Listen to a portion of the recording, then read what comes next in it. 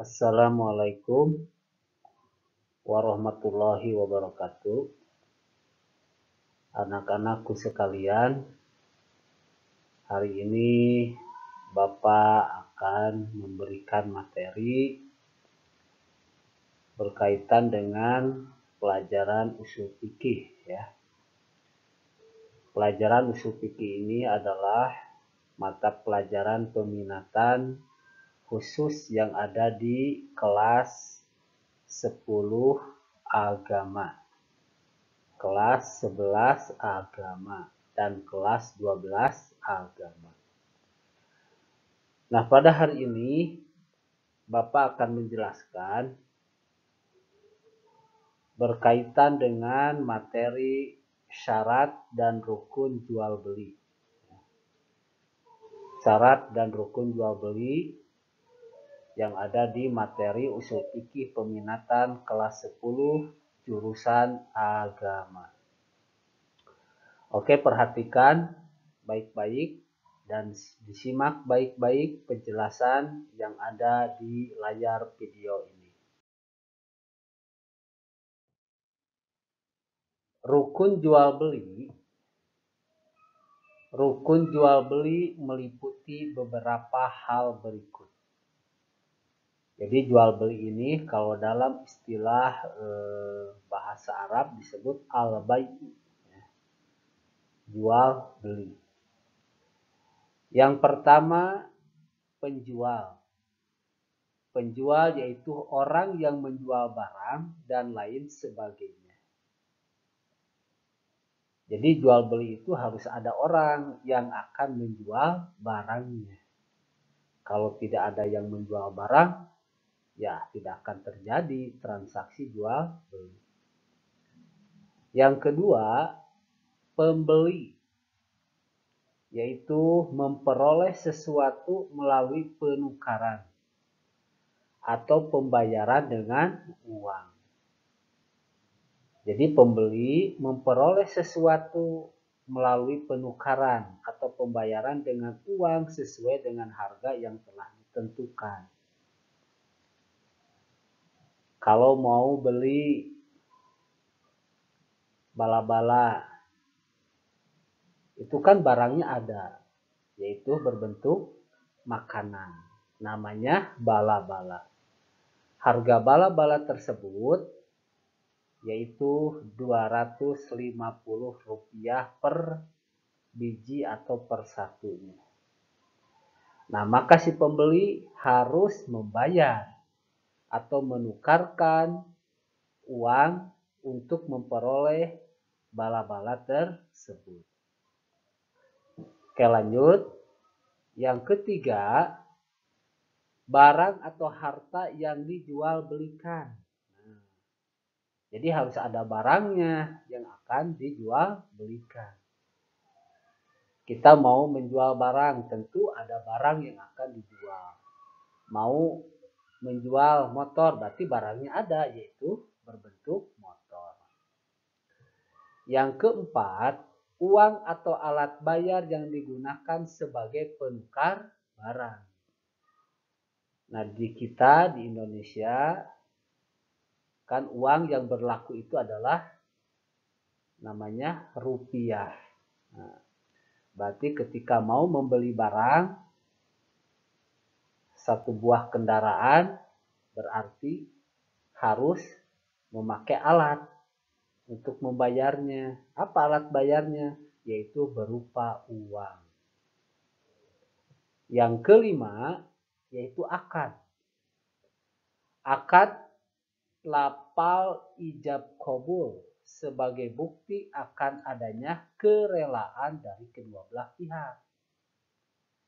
Kan biasanya kalau kita membeli barang, kendaraan, itu ada akadnya dulu. Kalau Bapak mau beli motor yang mana, yang tahun berapa, nah itu kan ada. Setelah melihat kondisi keadaan kendaraan tersebut, apa yang kita harapkan, si pembeli berharap barang tersebut bagus dan sesuai yang diinginkan, maka terjadilah sebuah akad, yaitu penukaran barang sebagai bentuk kesepakatan bahwa kita membeli barang tersebut ditukarkan dengan alat bayar yaitu berupa uang. Nah, itulah rukun jual beli yang berkaitan dengan masalah syarat-syarat jual beli. Lanjut, perhatikan syarat yang diperjualbelikan meliputi beberapa hal berikut. Pertama, barang itu bermanfaat. Nah, kalau kita mau beli barang dan akan menjual barang, kira-kira barang ini bermanfaat tidak buat orang yang membelinya? Nah, misalkan si pembeli membeli barang dari orang si penjual. Oh, bermanfaat bagi pembelinya, maka itulah sebagai salah satu syarat barang yang diperjualbelikan. Yang kedua, barang itu milik sendiri, ya, atau milik orang lain yang telah mewakilkan untuk menjualnya.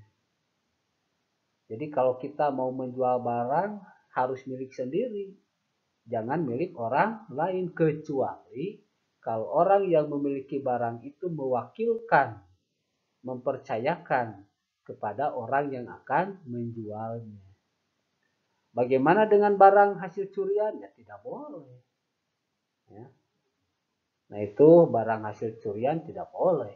Ya. Dengan cara mencurinya juga itu sudah hal yang dilarang, apalagi kalau dijual. Yang ketiga, barang itu dapat diserah terimakan kepemilikannya. Jadi setelah dijual berarti barang itu sudah diserah terimakan kepemilikannya sesuai dengan akad yang telah disepakati. Kalau barang sudah dibeli berarti sudah hak 100% pemilik si pembeli. Yang keempat yaitu barang itu dapat diketahui jenis, ukuran, sifat, dan kadarnya.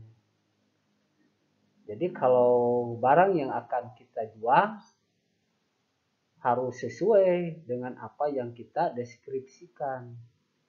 Jangan sampai kita menjual kucing di dalam karung. Si pembeli tidak tahu ya, barang yang akan dijualnya ini barang apa, bagaimana ukurannya, sifatnya bagaimana, dan kadarnya bagaimana. Itu harus dapat diketahui deskripsinya oleh si pembeli.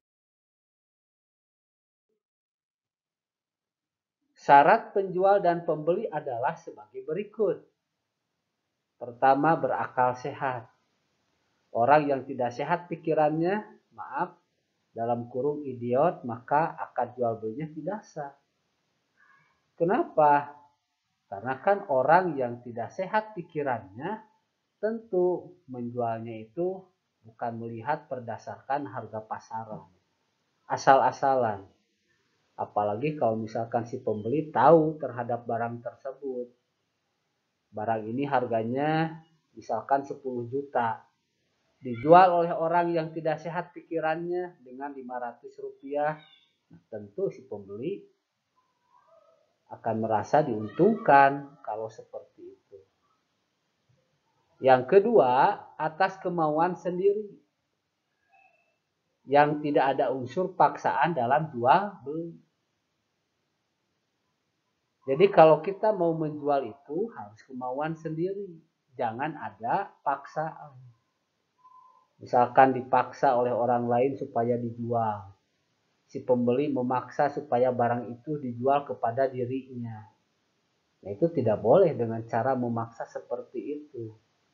Dijualnya harus sesuai dengan kemauan sendiri. Yang ketiga, sudah dewasa atau balik, akad jual beli yang dilakukan oleh anak-anak tidak sah. Kecuali pada hal-hal yang sifatnya sederhana atau sudah menjadi adat kebiasaan. Seperti jual beli es dan permen. Anak-anak kan sering. ketika sekolah sambil jualan es, bahkan jualan permen. Itu tidak apa-apa karena sudah menjadi adat atau kebiasaan. Tetapi yang dimaksud di sini adalah anak-anak ya, ketika menjual barang tersebut dan tidak tahu terhadap barang yang dijualnya. Yaitu penjelasan berkaitan dengan syarat penjual dan pembeli di dalam Islam. Ya. Mungkin itu pembahasan yang dapat Bapak sampaikan. Mudah-mudahan pembahasannya bermanfaat dan menambah wawasan ilmunya. Sekian dan terima kasih. Wassalamualaikum warahmatullahi wabarakatuh.